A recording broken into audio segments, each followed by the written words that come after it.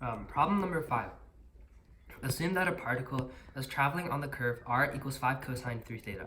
Find dr d theta at theta equals pi over 6 and 5 pi over 3, and state whether the particle is traveling towards or away from the origin. Justify your answer. So, first of all, we're given the equation r equals 5 cosine of 3 theta. Now we're asked to find dr d theta, so let's first derive it.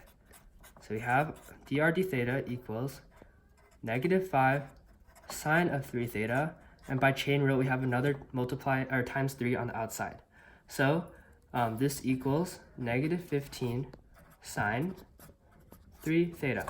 Okay, so that's our dr d theta. Now we're asked to find theta, dr d theta at those two theta values. So first, let's go dr d theta of pi over 6.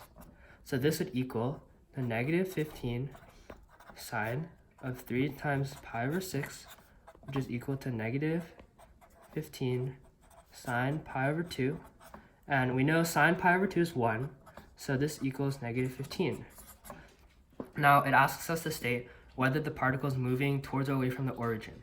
So since dr d theta equals negative 15 at pi over 6 is less than 0, the particle is traveling towards the origin. Okay, now we have r prime of 5 pi over 3. So this equals negative 15 sine of 3 times 5 pi over 3, and this equals negative 15 sine 5 pi. Now any multiple of pi with the sine function is 0, so this equals 0. So since dr d theta equals 0, the particle is not moving towards or away from the origin and is staying in place. Okay, now on to the next example problem. Number 8. Find the area of the region created by the polar curve r equals sine theta. Now first, let's just graph this so that we get a visual. So r equals sine theta starts at 0, 0. It has 0.10 up here, and it is a circle. So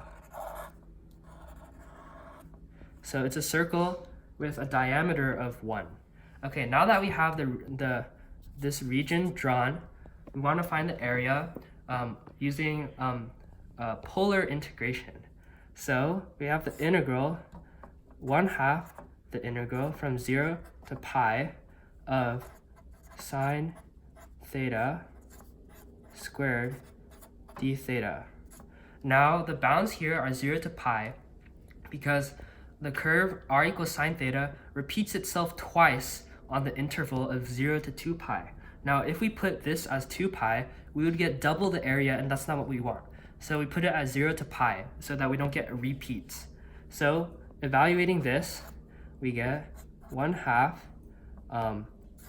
integral 0 to pi, and then using the power reducing formula, we get 1/2 1 minus cosine 2 theta d theta, and from this we get 1/2 0 to pi of 1/2 minus 1/2 cosine 2 theta d theta. Now taking the antiderivative, we get 1/2 of theta over 2 minus sine 2 theta 1/4 from 0 to pi. Okay, now plugging the values in, get 1/2 and then pi over 2 minus 0 minus 0 minus 0, and this equals pi over 4, and that is the area of the circle here.